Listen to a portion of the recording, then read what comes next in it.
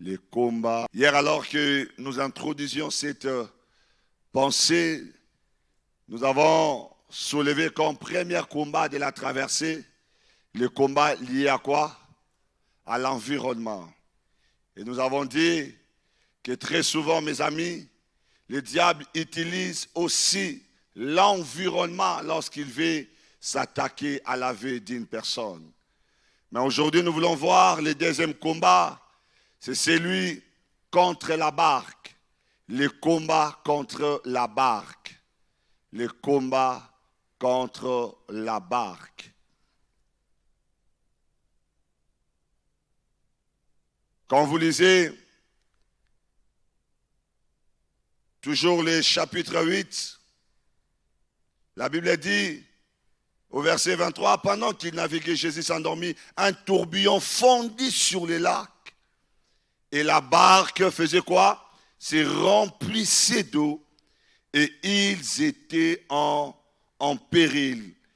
Le même texte qui est rendu dans Marc 4, verset 37 nous dit, et les flots se jetaient dans la barque au point qu'elle se remplissait déjà. Alléluia.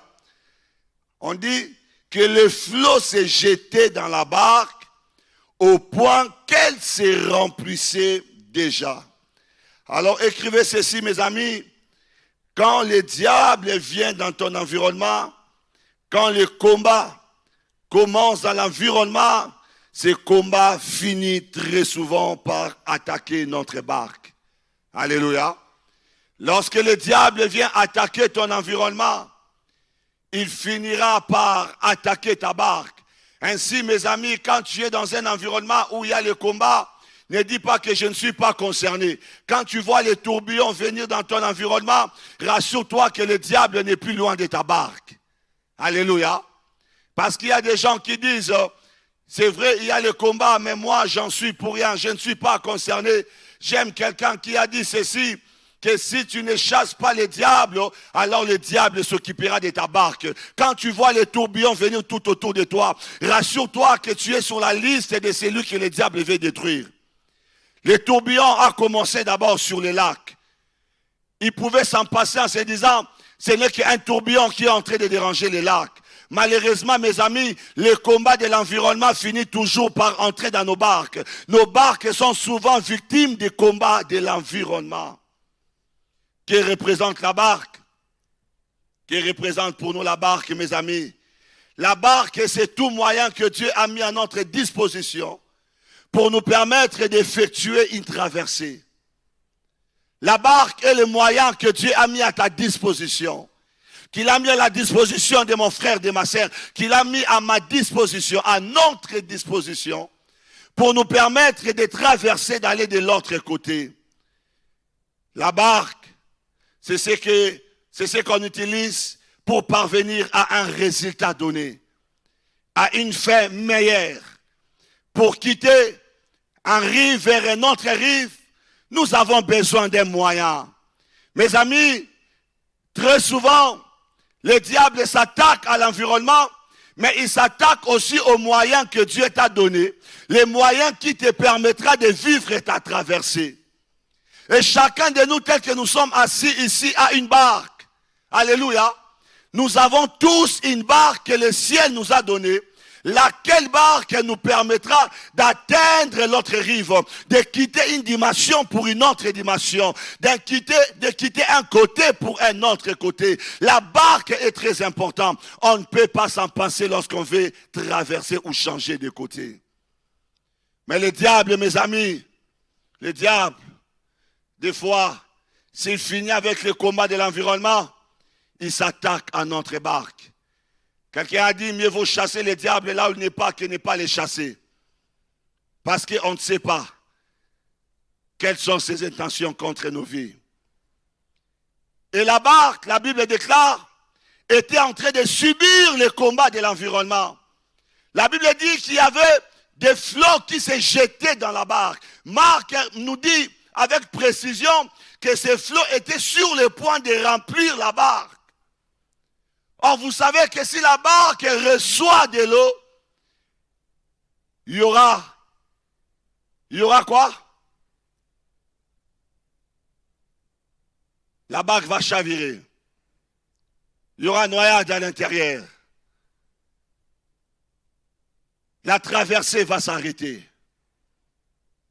La barque est l'image de l'intelligence que Dieu t'a donnée. Cette intelligence qui t'aidera, mes amis, à arriver de l'autre côté. La barque, c'est l'image de la santé que Dieu t'a donnée.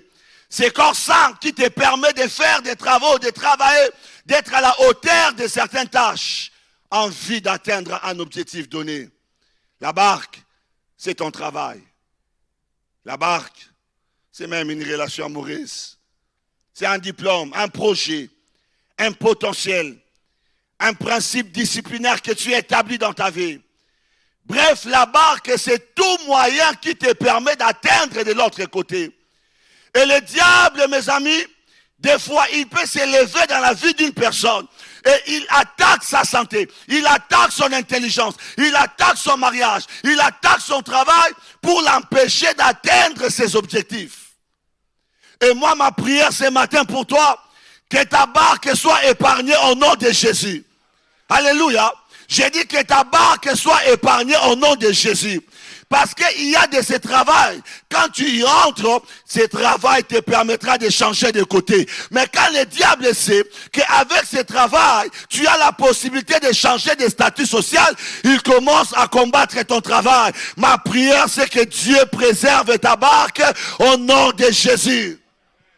La barque est en train de recevoir le combat de l'environnement. C'est ce qui arrive, que tu entres dans un quartier, dans un coin donné, et tu apprends que dans ce coin-là, il y a des choses terribles. Il y a un arrêt à l'UPEN qu'on appelle Boma Libala. Un jour, j'ai posé la question, mais pourquoi on appelle cet arrêt Boma Libala? On dit, en tout cas, dans ces quartiers, Maba le Koufa Kaka. Vous comptez bien, l'amour. L'amour est au comble. Mais quand vous entrez dans ces quartiers, on va commencer à remarquer la régression sentimentale et il y a beaucoup de ruptures. Et ainsi, on a fini par donner à ces quartiers Boma Libala. Ah! Quel nom! Boma Libala. Et plusieurs personnes, ils ont amené leur barque dans cet environnement. Et dans cet environnement, le combat de l'environnement finit par entrer dans leur maison. Mes amis, il y a de ces combats qui viennent dans nos vies à cause de l'environnement dans lequel on se trouve. Si Elimelech n'avait pas décidé d'aller à Moab, le combat de Moab n'allait pas frapper la maison de Ruth, la maison de Elimelech. Elimelech était un homme puissant à Bethléem. Elimelech avait beaucoup de avoirs. Mais lorsqu'elle a déplacé ses tentes à Moab, le combat de Moab est entré dans sa maison. Et un jour, Naomi dira que j'étais parti les mains remplies et j'ai rentré les mains vides car l'Éternel m'a rendu amer. Pourquoi? Le combat de l'environnement peut détruire une barque. Le combat de l'environnement peut détruire une santé. Le combat de l'environnement peut détruire l'intelligence. Dans un autre quartier, les enfants s'est donné aux études, mais à peine déménagé, tu te rends compte que tes enfants commencent à devenir ou à ressembler au Koulouna ou à d'autres personnes, frères et sœurs. Tu dois comprendre ceci, que le combat de l'environnement finit par entrer dans nos maisons. C'est ainsi, lorsque tu arrives dans un environnement où tu vis qu'il y a des combats, n'attends pas que ta maison soit la prochaine victime. Commence à combattre aujourd'hui. Dis que le combat de cet environnement n'entrera pas dans ma barque, n'entrera pas dans ma maison, car la prière anticipative est toujours plus importante que la prière curative. Précède le combat. Quand tu regardes autour de toi, qu'est-ce que tu vois autour de toi? Tu es dans un environnement où les gens n'émergent pas. Tu risques aussi d'être les prochains sur la liste. Ou la prochaine sur la liste. Le combat a commencé sur les lacs.